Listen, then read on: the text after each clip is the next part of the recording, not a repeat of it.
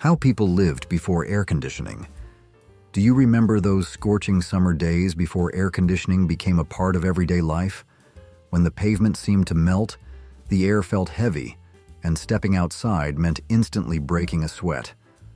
For those who lived through it, that heat is impossible to forget. It seeped into every brick, every wooden floorboard, shaping daily life in ways most today can't imagine. In this video, we're going to revisit those blazing summers and uncover the clever, determined, and sometimes surprising ways people stayed cool. Let's turn back the clock and rediscover the art of surviving summer, before the luxury of AC changed everything. Ancient methods. The modern air conditioning we know today is actually a relatively recent invention, but humans, they've been finding ways to cool themselves and their living spaces for thousands of years. It's been a long-standing battle against the heat. Let's look back at ancient civilizations. They were incredibly smart and innovative. Did you know, even in ancient Egypt, they had simple yet effective cooling techniques? Imagine this: a mud brick house in Egypt, the sun beating down. To cool down, they would hang mats made of reeds or linen fabric, which had been soaked in water, over their windows.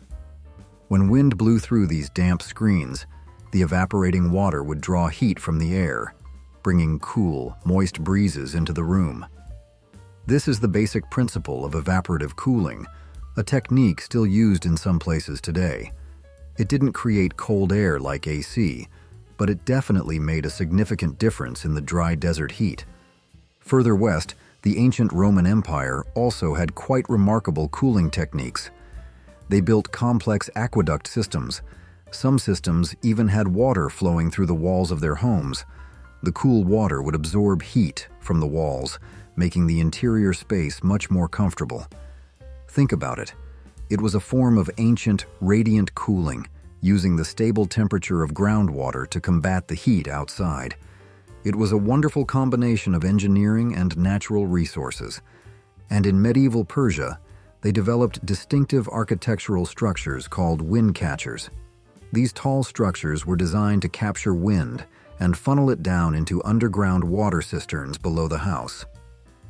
As the air passed over the cool water surface, it would be cooled and pick up moisture, then be drawn back up and circulated into the living spaces. This was a natural ventilation system combined with evaporative cooling and utilizing the stable temperature of the earth. It created a flow of cool, fresh air circulating throughout the house, effective even on days without strong winds. It's proof that humans understood the importance of moving air and using water for cooling early on. In Asia, particularly ancient China, fans were a familiar cooling tool from very early times. Not only did they have elegant handheld paper and silk fans, but they also developed large fan systems powered by humans or water, often used in palaces or large spaces. Even if it was just moving air, a gentle breeze on a hot summer day was enough to provide instant relief. Even as late as the 17th century, Dutch inventor Cornelis Drebbel experimented with a method of cooling air by adding salt to water to increase the evaporative effect. He gave a demonstration for King James I of England and is credited with lowering the temperature in the room by a few degrees. Although this method didn't become widespread due to its complexity and cost, it shows that people were constantly searching, experimenting with new ways to beat the heat. Smart architecture, the house as a cooling machine. Looking back at America in the 19th and early 20th centuries, before air conditioning became standard, you'll notice houses were built very differently from today. That wasn't by accident. Homes back then were designed incredibly smartly to fend off the heat themselves. The house wasn't just a place to live, it was like a giant cooling machine, using natural elements like wind, shade, and materials to maintain comfort inside. One of the most easily noticeable architectural elements was porches. Nearly every house in the 19th century had a porch, whether large or small. Their function wasn't just a place to greet guests or put a few rocking chairs. The porch was a wonderful natural shield to block direct sunlight from hitting windows and walls. It created a shaded area, a buffer zone, between the intense heat outside and the interior space. But a porch was more than that. It was an outdoor living space. On hot summer days, families would often gather on the porch, eating dinner on the porch, chatting on the porch, reading on the porch. The air on the porch was always cooler than inside the house in the late afternoon. It was where the whole family gathered, where neighbors dropped by, where life happened slowly, more connected to the outside air. Do you remember the smell of jasmine or the sound of crickets on the porch in the evening? And a special variation of the porch was the sleeping porch. It might sound strange to later generations, but sleeping porches used to be very common, especially in the American South, where heat and humidity could be brutal all night. Even in the North, they had sleeping porches. It could be a small room with a roof but only screens around it, or a small porch built on the second floor of the house. Why sleep there? Simply because the night air outside was often cooler than inside the house, where heat had accumulated all day. Sleeping on a sleeping porch provided a feeling of openness, breathing in the fresh summer night air, although sometimes you also had to deal with mosquitoes or other insects. Remember the story about putting bed legs in cans of kerosene to keep ants away when sleeping outdoors? That shows how determined people were to find a cool night's sleep. Next were the windows. Back then, windows weren't just for looking outside. The number and size of windows increased over time, partly because glass became cheaper, but mainly because they were incredibly important cooling tools, especially the double-hung windows.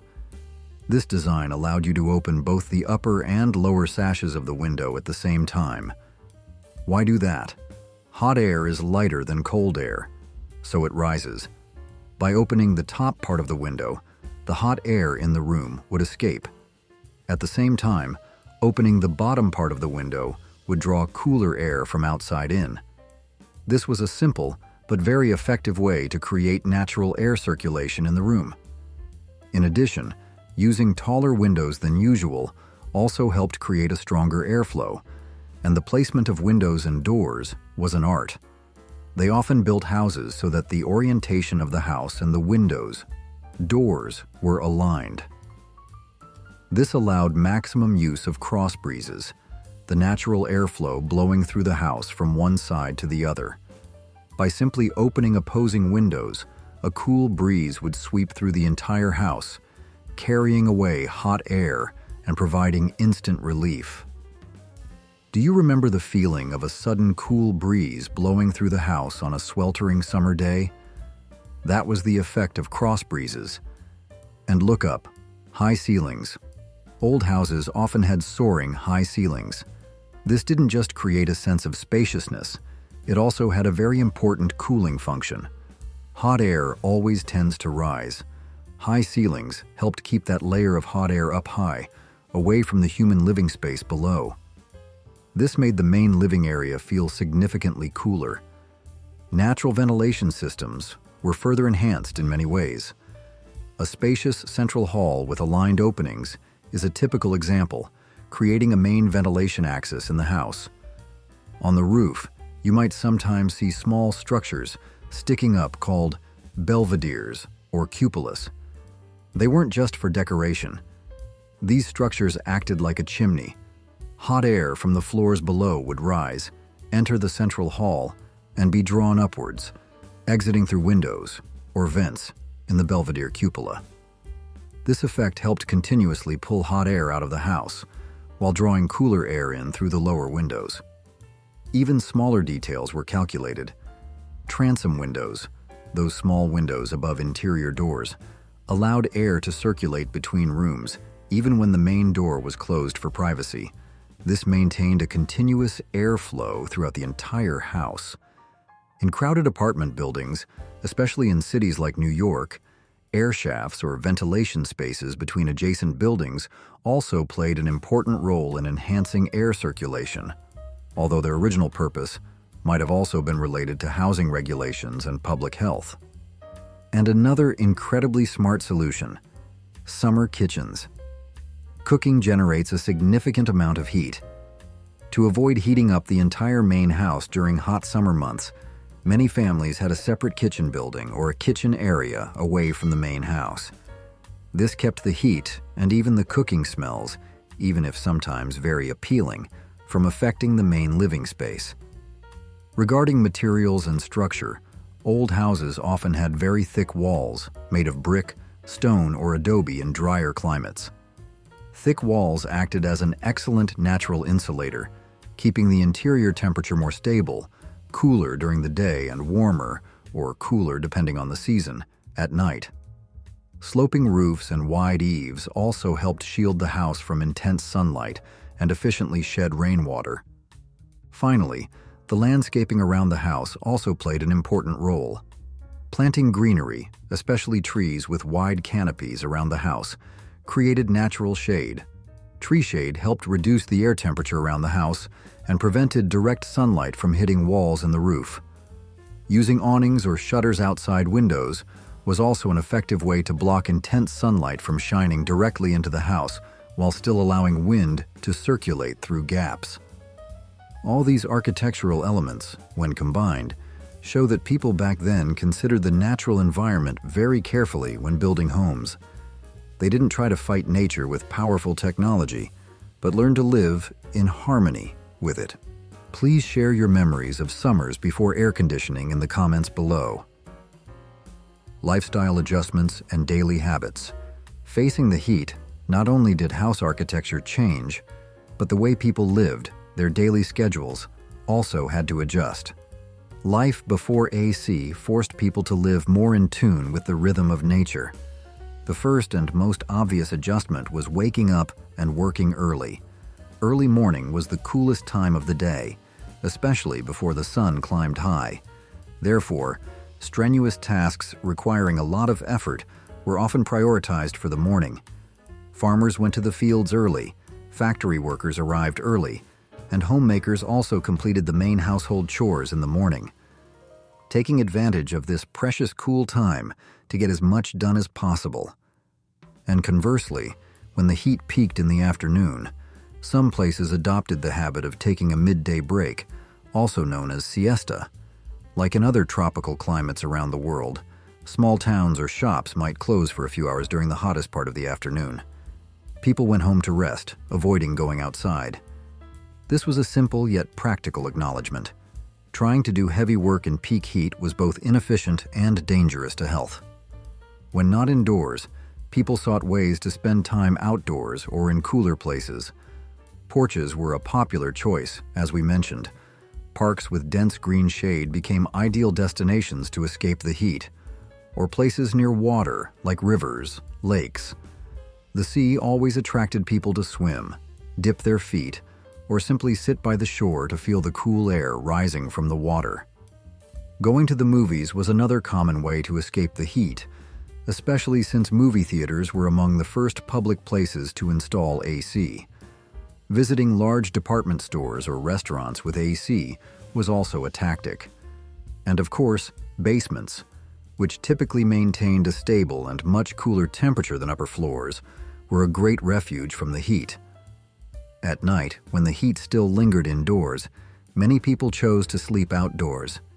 We've talked about sleeping porches, but in crowded cities, where wide porches weren't available, people might spread mats and sleep on fire escapes. There are even stories about sleeping on rooftops. Though risky, sometimes the desperation due to heat drove people to take chances. Pulling beds out into the yard was also a common practice, or simply bringing blankets and mats to sleep in parks or along riverbanks, lake shores, to enjoy the cooler night air. Sleeping under the stars, with the sound of crickets and a gentle breeze, must have been a memorable experience for many. Eating and drinking also had adjustments to deal with the heat. Preparing cold meals was prioritized to avoid standing over a hot stove for long in the stifling heat. Salads, sandwiches, light dishes that didn't require much cooking were popular. If cooking was necessary, It was often done in the early morning or late evening after the sun had set to minimize heat radiating inside the house. And of course, cold drinks were essential. Iced tea, lemonade, fresh fruit juices were wonderful, refreshing choices. And ice cream, a favorite snack of all ages, both delicious and helping to cool down quickly. Who doesn't have memories of summer days linked to ice cream? Staying hydrated was extremely important. Without AC, the body relied on sweating to cool itself. Dehydration happened very quickly in the heat, and the risk of sunstroke and heat exhaustion was very real. People always carried water or found ways to replenish fluids. And one of the most effective, simplest ways to cool down was using water, bathing or cooling off with water. A cool shower at the end of the day was a wonderful remedy for a hot body. For children, playing in sprinklers in the yard was endless fun. Or swimming in rivers, lakes, or the sea was the most effective and enjoyable way to cool down. Even simple things like soaking your feet in a basin of cold water or sucking on a piece of ice, remember the story about sucking ice from the milk truck, could provide instant relief. Clothing and accessories. Can you believe that simply choosing the right clothes could make a huge difference in combating the heat? In the before AC era, this was extremely important. The first and most important choice was fabric material. People favored natural, breathable fabrics. Linen, with its cool, lightweight, and sweat-absorbent properties, was a top choice for summer clothing. Cotton was also very popular for its softness, breathability, and good absorbency.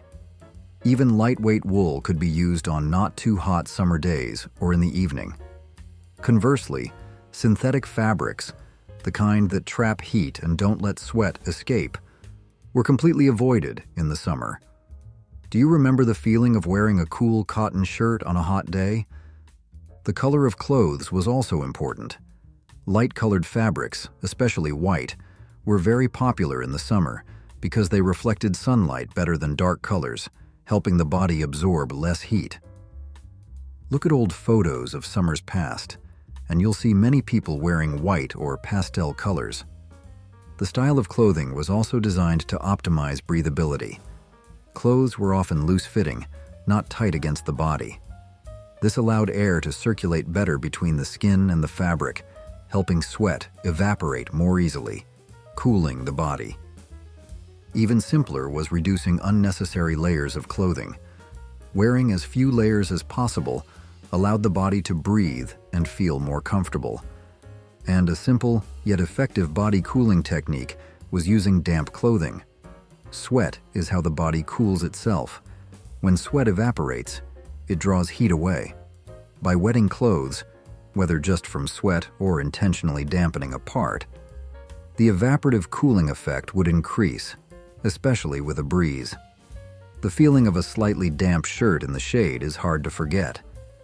Accessories also played an important role.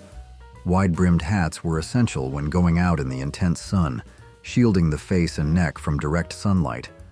Umbrellas or parasols were also used more commonly than today. And of course, we can't forget handheld fans.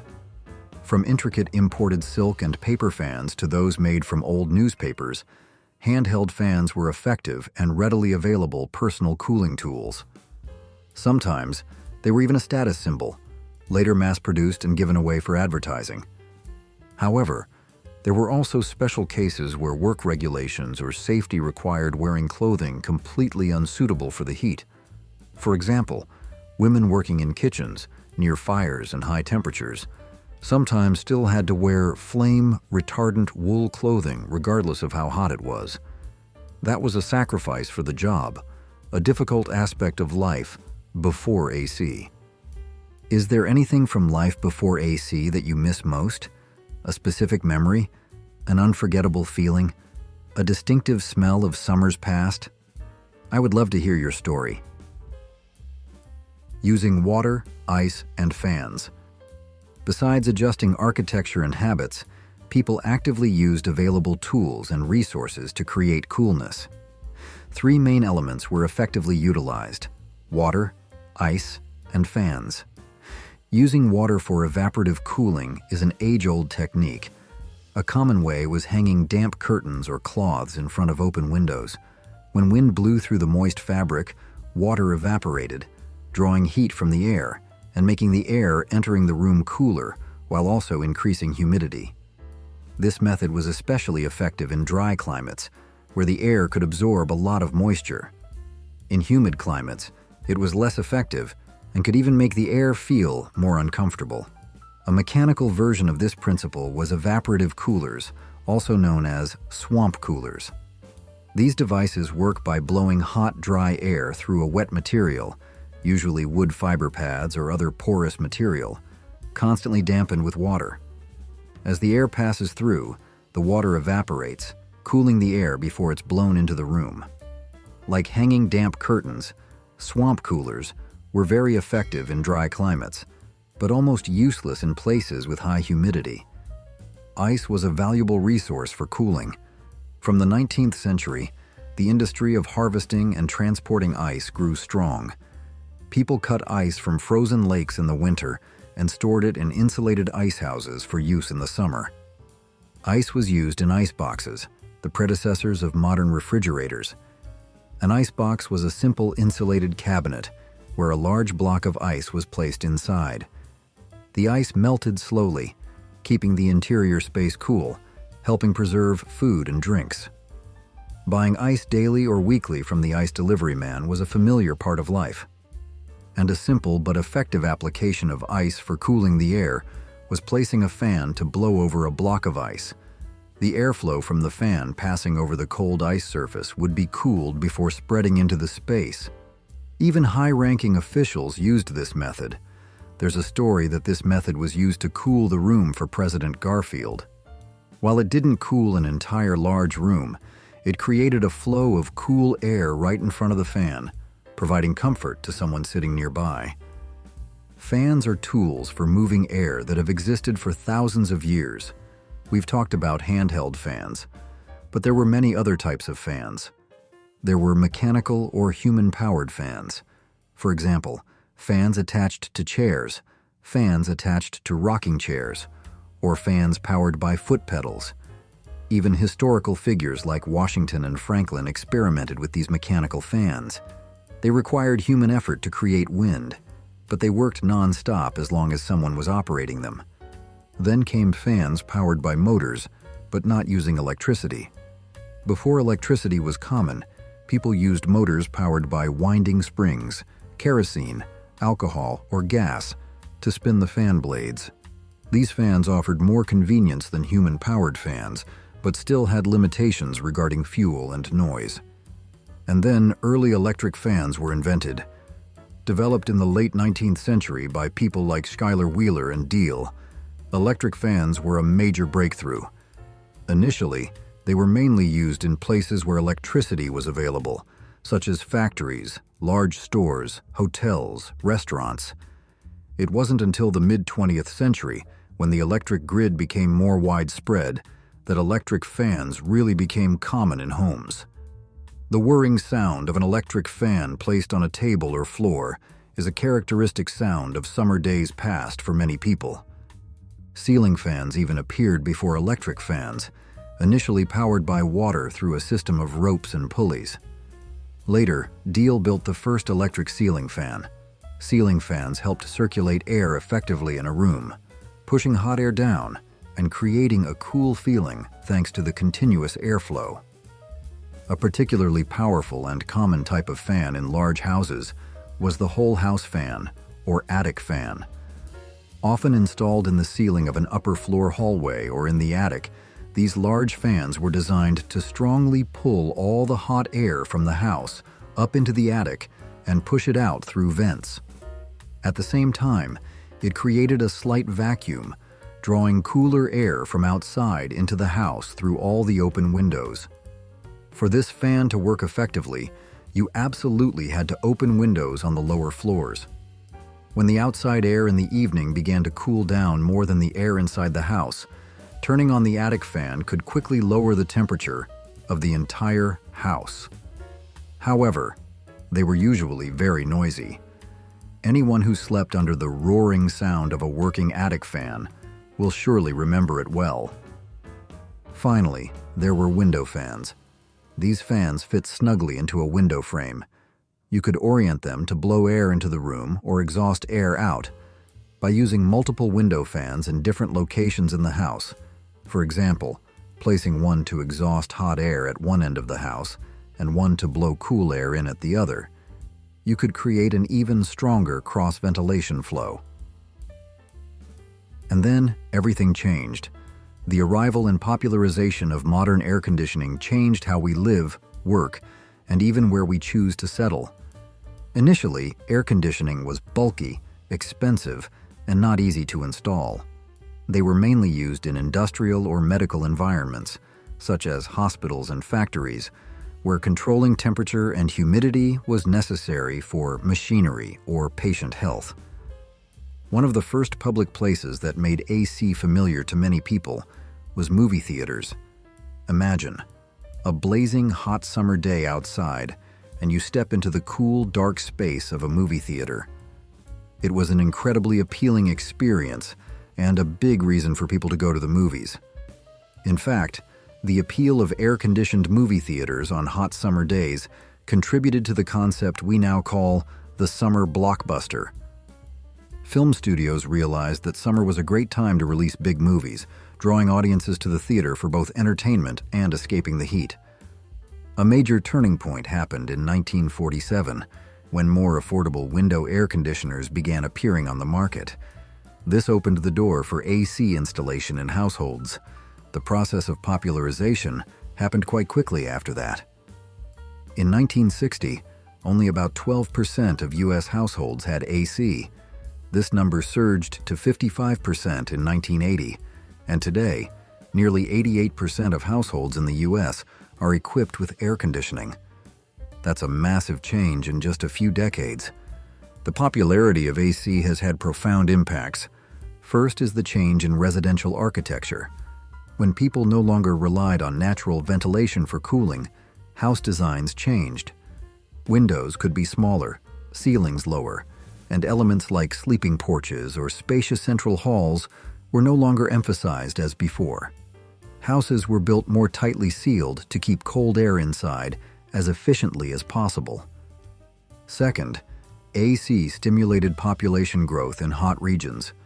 Previously, the summer heat in the South, Western U.S., Arizona, or Las Vegas was a major barrier to population growth. But with AC, these areas became much more livable, attracting millions of people to move there, creating a population boom in the Sun Belt.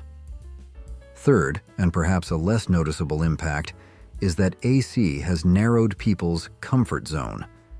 Once accustomed to living and working in temperature-controlled environments, our bodies become less adaptable to temperature changes. The heat that previous generations could tolerate, or at least get used to, feels extremely uncomfortable to today's generation. Finally, AC has changed living habits. We spend less time sitting on porches, less need to adjust work or leisure schedules according to the outside temperature.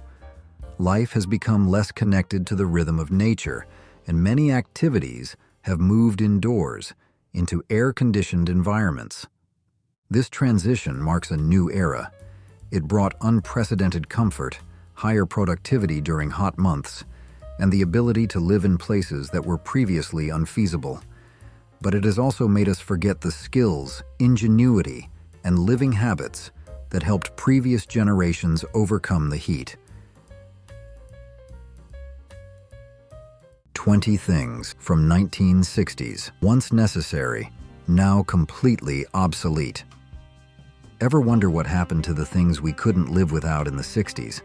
From milk bottles on your doorstep to crackling transistor radios, these everyday icons were once everywhere. Now, they're all but forgotten. Join us as we dust off the past and rediscover 20 things from the 1960s that were once essential and are now completely obsolete. Glass milk bottles. You could always tell it was morning by the soft clink of empty bottles on the porch and the quiet shuffle of the milkman before sunrise. There was something comforting about that routine. like the hum of a distant song you didn't realize you missed until it stopped playing. I still remember racing to the door as a kid, barefoot and half awake, just to catch a glimpse of the uniformed man in white placing fresh milk in thick frosted glass bottles, each one cold to the touch and heavy with cream on top. These bottles weren't just containers, they were part of daily life. Made from strong, reusable glass, they bore the embossed emblems of local dairies like tiny badges of neighborhood pride. They were cleaned, returned, and refilled, long before sustainability became a buzzword. Some families even used them to hold wildflowers or pennies once they'd served their purpose. But over time, convenience took over. Plastic jugs and cardboard cartons edged in, and the friendly clink on the porch gave way to the sterile beep of supermarket scanners. What once symbolized homegrown care slowly vanished from our doorsteps and our memories. And yet, for those of us who lived it, those bottles still echo with the rhythm of a simpler, slower world. Tube TVs, CRT televisions. Nothing quite said family time, like dragging the armchair 3 feet forward just to see the TV screen, and maybe giving it a light smack on the side if the picture went fuzzy. Our old tube television, with its oak veneer cabinet and buzzing hum, was more than a machine. It was a fixture, a gathering place, and in many ways, a member of the household.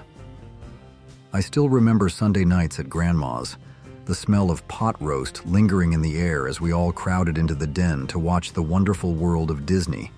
That glowing screen pulled us in, even if half the time we were adjusting the rabbit ears or fiddling with the contrast dial. CRT TVs were enormous, heavy as a fridge, and took a full minute to warm up. But when they flickered to life, it felt like magic. Of course, technology didn't sit still. As sleeker, lighter, razor-sharp flat screens took over, those old cathode ray behemoths slowly disappeared. But the charm never quite left. There's something about the soft glow of a CRT and the crackle of static that feels strangely human. Imperfect, yes, but alive. And for those of us who grew up with them, that warmth still flickers in memory. Do you still have any of the items we mentioned in this video? If so, what memory comes to mind when you think of it? Car cigarette lighters and ashtrays. Back when lighting up a cigarette was as common as adjusting the rearview mirror, car interiors were practically designed for smokers. In fact, the ashtray was often built more prominently than the radio, and no vehicle felt complete without that little push-in coil that glowed red like a miniature stove. It wasn't luxury, it was standard. The automotive cigarette lighter, introduced in the late 1920s, quickly became a fixture in American life. By the 1960s, nearly every car had one, along with multiple ashtrays, front seat, back seat, even tucked into the door panels. I still remember long road trips with my uncle, who'd light a Winston, crack the window just an inch, and claim that somehow made it fresh air. Of course, times changed. After the Surgeon General's warning in 1964, public opinion started to shift, and smoking slowly lost its shine. By the 1980s, cigarette sales had dropped, and automakers began removing ashtrays altogether. Oddly enough, some Japanese cars held onto them a bit longer, perhaps out of habit or demand. What's left now is that circular 12-volt socket, originally meant for fire, now repurposed for phone chargers. Funny how a space once made for smoke and silence now powers our lifelines to the digital world. Carousel slide projectors. There was something tender about the way we used to share memories, gathered in a dimly lit room, faces glowing with anticipation, as the familiar click of a slide projector echoed off the walls. The carousel slide projector wasn't just a machine, it was a ritual. It brought families together after dinner, turned classrooms into living archives, and made every photo feel like a story worth pausing for. Introduced by Kodak in the early 1960s, This rotating wonder could hold over 135-millimeter slides, carefully inserted upside down and backwards so they'd appear just right when projected. Its sleek carousel tray, designed by Louis Mureca, was a huge leap forward from earlier models, which often jammed or skipped. Patented in 1965, it quickly became a favorite for teachers, travelers, and proud grandparents eager to show off vacation snapshots or school plays. But like so many innovations, its moment faded. The rise of digital cameras, PowerPoint, and high-speed sharing left the old projector behind, collecting dust in closets and attics. Still, those evenings spent clicking through slide after slide, narrating each moment, laughing at bad haircuts, remind us that once upon a time, memories weren't just shared. They were presented, savored, and cherished. If this video brought back some memories, give it a thumbs up, and don't forget to subscribe for more trips down memory lane. TV antennas. Somewhere between the chimney and the stars sat a strange metallic sculpture, pointing bravely toward the heavens. Your family's television antenna. It wasn't pretty, but it was proud.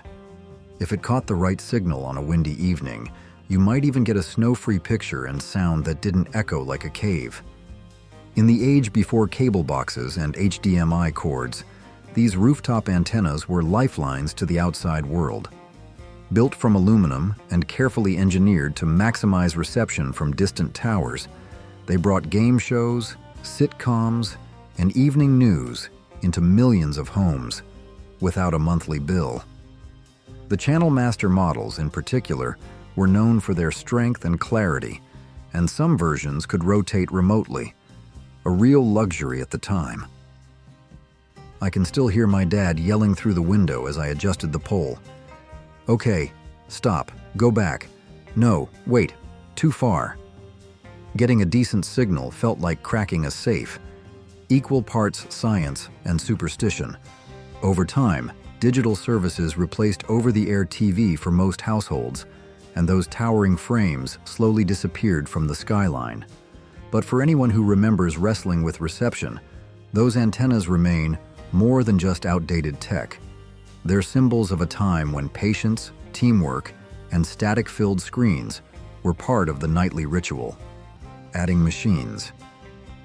How did anyone balance the books when math came with a crank and a chorus of clicks? Step into any mid-century office, and you'd likely hear the sharp clatter of an adding machine long before you saw one.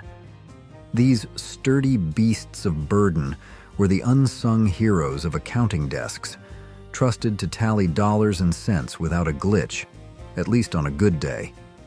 Before calculators fit into pockets or software ran the numbers for us, adding machines did the job with mechanical muscle. You'd punch the figures in, slam the crank, and watch the answer appear on rotating dials, one gear at a time. It wasn't fast, and it wasn't quiet, but it was dependable. Born in the late 1800s and refined by innovators like D.E. Felt and William Burroughs, these machines became the backbone of banking, tax work, and business accounting. By the 1960s, they were as common as paper clips, humming away through payroll and quarterly reports. But as the digital age crept in, their days were numbered. By the early 1980s, sleek electronic calculators and early PCs made the old machines feel bulky and slow. Still, their tactile charm and mechanical elegance remind us just how far, crank by crank, we've come. Party line telephones. On quiet country afternoons, the phone didn't just ring. It announced itself like a coded message only your household could understand. One short, two long. If you knew the pattern, you knew it was your turn to pick up. That was the rhythm of the party line, a shared telephone system that once connected multiple homes through a single line, especially in rural areas where private service was costly or unavailable. The idea was simple, even practical. Several families sharing access to a single wire. But living with it? That was another story. Conversations could be overheard, cut off, or politely postponed when a neighbor interrupted with a click and a soft, "Excuse me, are you done yet?" It was a system that balanced necessity with neighborly patience, and occasionally some drama. Despite the lack of privacy, party lines became part of the social fabric in small towns across America. They carried birthdays, bad news, gossip, and recipes, sometimes all on the same call. By the 1980s, as private lines became standard and technology raced forward, party lines faded into memory. But they left behind a sense of shared living, when voices traveled not just across town, but through the lives of those who listened in, whether they meant to or not. Vinyl seat covers in cars. Ever stuck your bare legs to a car seat in July and thought, "This is it, I live here now"? If so, you probably met vinyl seat covers the hard way. Back in the 1960s, these shiny, smooth, no-nonsense cushions were everywhere, from Dad's family sedan to your uncle's flashy convertible. They were easy to wipe down, tough against wear, and looked like something from the space age, gleaming in that post-war glow of modern convenience. Vinyl didn't pretend to be cozy. It wasn't trying to hug you. It just needed to look clean, be practical, and survive spilled milkshakes. And in a world where car ownership symbolized freedom and upward mobility, those sleek covers fit the bill. They shimmered in the sun like polished plastic armor, a statement of utility wrapped in mid-century optimism. But time has a way of softening edges and changing tastes. As comfort crept into the driver's seat, velour, cloth, and leather quietly nudged vinyl aside. What once defined a generation's drive time experience slowly slipped into memory. Today, you'll spot vinyl seats mostly at vintage car shows, lovingly restored by enthusiasts chasing a feeling, a time when Sunday drives were special and every ride came with that unmistakable squeak when you slid across the back seat. Film strip projectors. Do you remember the thrill of hearing that little click as the film strip advanced, and hoping you wouldn't be picked to read the next slide out loud? For many of us, that humble projector was the closest thing to magic during a long school day. The lights dimmed, the screen rolled down, and suddenly, math problems or safety tips were brought to life through grainy images and a warm, crackling voiceover on cassette. Back then, film strip projectors were more than just classroom tools. They were a window into worlds we hadn't yet explored. Teachers embraced them not just for convenience, but for the way they sparked curiosity. Whether it was a science lesson on volcanoes or a social studies journey through ancient Egypt, those images had a way of sticking with you far longer than any chalkboard lecture ever could. Of course, nothing lasts forever. As computers entered classrooms and digital media took center stage, those trusty film strip machines quietly disappeared into storage closets and thrift store shelves. Still, they left behind something special, a sense of wonder in learning. And while we've traded reels for screens and slides for streaming, that moment of shared anticipation in a darkened room remains etched in memory, frame by unforgettable frame. Manual typewriters. What kind of machine could turn typos into tragedies and keystrokes into music? In the 1960s, that answer was simple: the manual typewriter. These solid, clunky marvels were found in offices, classrooms, and kitchen corners across the country. Always ready, always loud. Each press of a key struck the paper through an inked ribbon, leaving behind a letter you couldn't take back. I'll never forget watching my mom type recipes at the kitchen table. She'd squint at a magazine clipping, align the paper just right, and then type with such careful rhythm that even the cat would stop to listen. And heaven forbid you made a mistake. That meant stopping everything, rolling the paper up, brushing on some correction fluid, and starting again, if your patience lasted that long. Typing back then wasn't casual. It was a practiced art. High school students trained for it like a sport, and office workers wore their WPM like a badge of honor. But as electric models emerged and computers took over, the manual typewriter slowly tapped its last line. Still, those old machines taught more than just letters. They taught discipline, precision, and how to slow down long enough to make each word count. Transistor radios. Tucked into shirt pockets and glove compartments, the transistor radio didn't just play music. It carried an entire generation's heartbeat. Few people realize that the first mass-produced transistor radio, the Regency TR-1, hit the market in 1954 and marked the true beginning of portable personal tech. Suddenly, sound wasn't confined to the living room. It could follow you to the beach, the ballpark, or the back porch.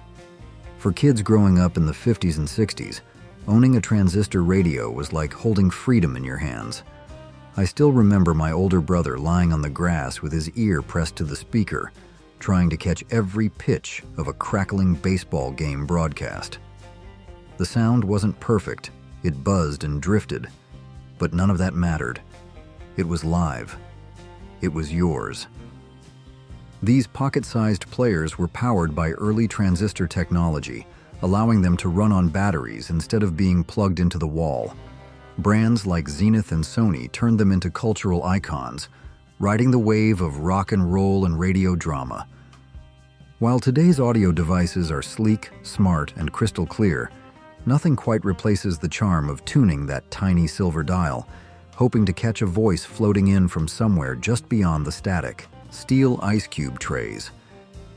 In a time when kitchen tools were built like they meant to outlive us, the stainless steel ice cube tray was a quiet heavyweight. Tucked inside nearly every freezer from the 1940s through the 70s, these trays were as solid as the ice they made. Crafted from heavy-duty metal and fitted with a clever lever arm, they didn't just freeze water, they made the act of cracking ice feel oddly satisfying. I still remember the sharp pop that echoed through my grandmother's kitchen when she pulled back the handle. Ice cubes breaking free like tiny glass bricks. On hot summer days, she'd drop them into lemonade with a clink that seemed to promise relief. And even when the tray stuck to your fingers or required a little elbow grease, it was a small price to pay for something so reliable.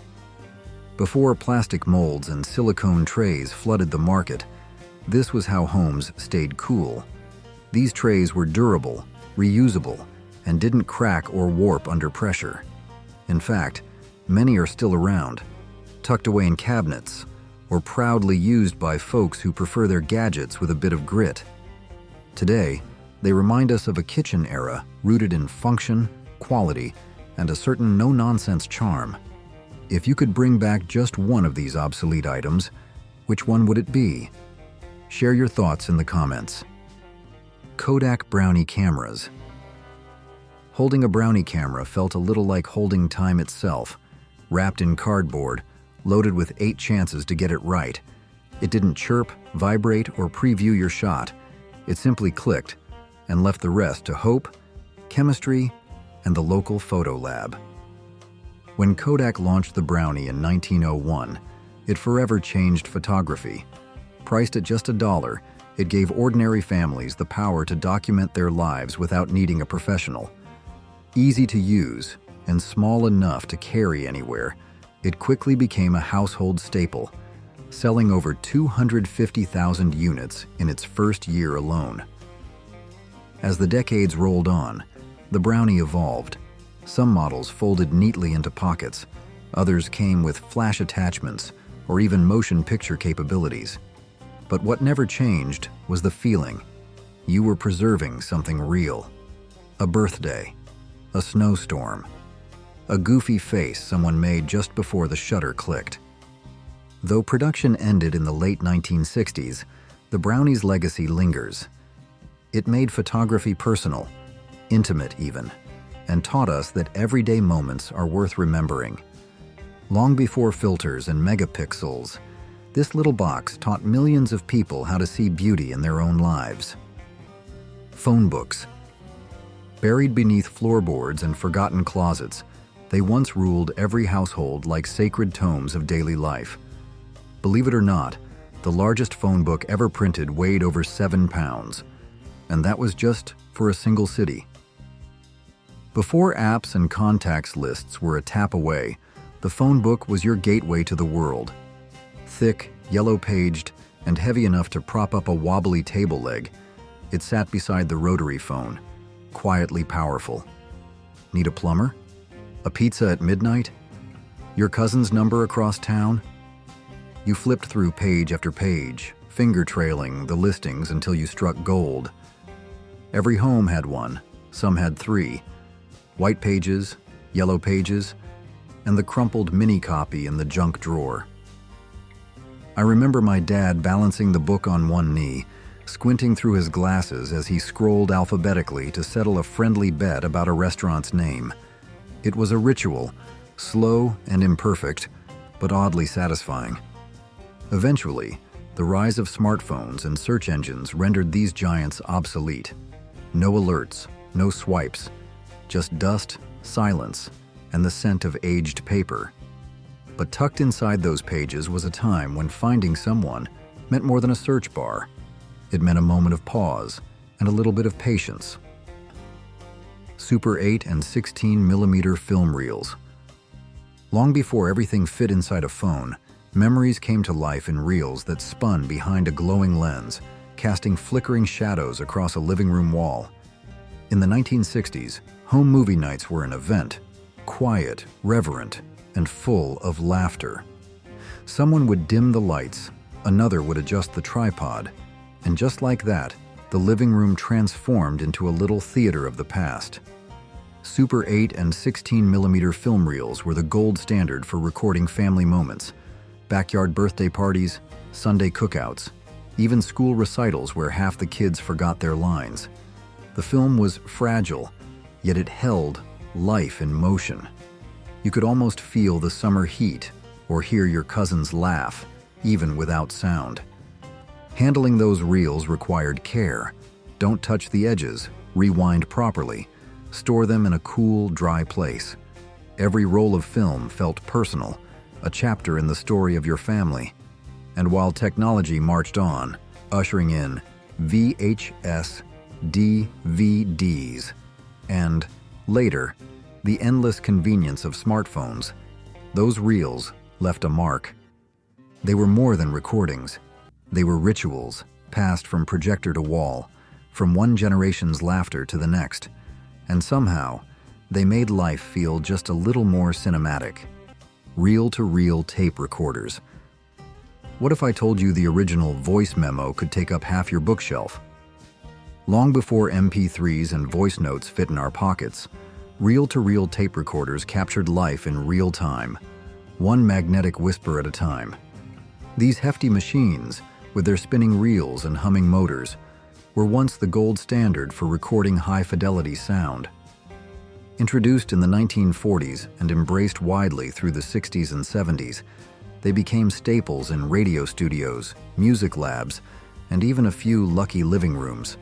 I can still picture my uncle threading a fresh reel, leaning in as he recorded our family singing "Happy Birthday," off-key and out of rhythm, but forever etched in tape. Each machine worked by pulling magnetic tape across sensitive heads, imprinting voices, music, even ambient sound with warmth and depth modern formats often lack. In fact, many audiophiles still argue nothing beats the analog richness of reel-to-reel playback. Yet progress marched on. Cassettes arrived lighter and cheaper, followed by CDs, then digital everything. And slowly, the reels stopped spinning. Today, these once cutting-edge devices sit silent, relics of a time when sound wasn't disposable. It was treasured, rewound, and played back with care. Punch cards for computing. Who else remembers the sheer panic of dropping a stack of punch cards and watching your entire program scatter across the floor like confetti at a parade gone wrong? Long before hard drives, flash storage, or even floppy disks, computing relied on stiff rectangles of paper known as punch cards, each one holding just a whisper of data, yet together forming the backbone of early digital systems. In the 1950s and 60s, these cards were the lifeblood of mainframe computing. Each card stored exactly 80 characters, one keystroke per column, every hole representing a tiny piece of machine language. Programmers would carefully type their code onto card after card using a key punch machine, then deliver towering stacks to operators who'd feed them, one by one, into a reader. Get a single card out of order, and the entire program could fail. It wasn't glamorous, and it certainly wasn't fast, but it worked. And in its time, it was revolutionary. By the 1970s, magnetic tape and disk storage had started to push punch cards into obsolescence. But for those who lived through it, the rhythmic chunk of a card reader was the soundtrack of innovation, a reminder of when computing wasn't sleek or silent, but noisy, fragile, and brilliantly hands-on. Digital alarm clocks. Was there ever a sound both dreaded and trusted, more than the sharp buzz of a bedside alarm clock? Long before phones did the job, digital clocks stood sentry in bedrooms across America, glowing through the night with their soft red or green numbers, waiting patiently to jolt us awake. In the 1960s and 70s, having a digital clock felt like owning a little piece of the future. These machines, built on quartz crystal technology, offered remarkable accuracy and a kind of mechanical dependability that felt oddly comforting. They came with big, friendly buttons, easy to hit when you were still half asleep, and many even had built-in radios, so you could rise to music instead of a screech. At our house, the one in the hallway ticked away like a heartbeat, its faint hum part of the nightly soundtrack. My dad insisted it was more reliable than the rooster on his childhood farm, and honestly, it probably was. But times changed. As smartphones took over our waking and sleeping hours, the humble digital clock quietly stepped aside. Now they're rarely seen, except in guest rooms or tucked away in boxes. Yet somehow, their quiet presence still lingers in our memory, like a faded song you don't realize you've missed until you hear it again. Slide rules. The gentle clink of a slide rule being zipped back into its case once marked the end of a long day of calculations. For students and engineers of a certain era, the zippered pencil case wasn't just school supply. It was a symbol of precision, preparation, and pride. These cases, often made from thick vinyl or rugged leatherette, had a specific kind of order to them. One pocket for pencils sharpened to needle points, another for erasers worn to nubs, and a long, slender compartment for the slide rule itself, the crown jewel of the whole kit. Every item had its place, and every case had its own quiet rhythm as it was unzipped, opened, and laid out across the desk before a math exam or engineering draft. The slide rule, with its calibrated markings and sliding scales, demanded both focus and finesse. There was no pushing buttons, no instant results, just the steady glide of numbers beneath your fingertips and the mental discipline to understand what they meant. More than a tool, it was a teacher. And the case that carried it? A small reminder of a time when knowledge lived not in screens or apps, but in the hands and habits of those who learned by doing, one calculation at a time. Vacuum tube testers. Isn't it wild to think a glowing glass tube once stood between you and your favorite radio show? Back in the mid-20th century, long before circuit boards became microscopic, vacuum tubes powered just about everything, from home radios to early televisions. And when those tubes fizzled out, it wasn't a trip to the electronics store. It was a test, literally. Devices like the Hickok Model 600 were the go-to tools for diagnosing whether a tube was still alive or ready for retirement. They looked like miniature control panels, complete with dials, meters, and more switches than a spaceship. To use one was to step into the role of technician, testing, reading, swapping tubes out with care. But with the rise of transistors, tube technology quickly faded. By the 1970s, testers were packed away, no longer needed in the age of solid-state simplicity.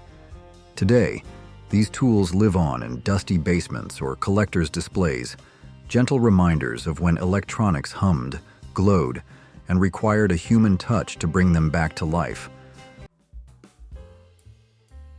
If you found this video interesting and it brought back fond memories of a bygone era, don't forget to like this video.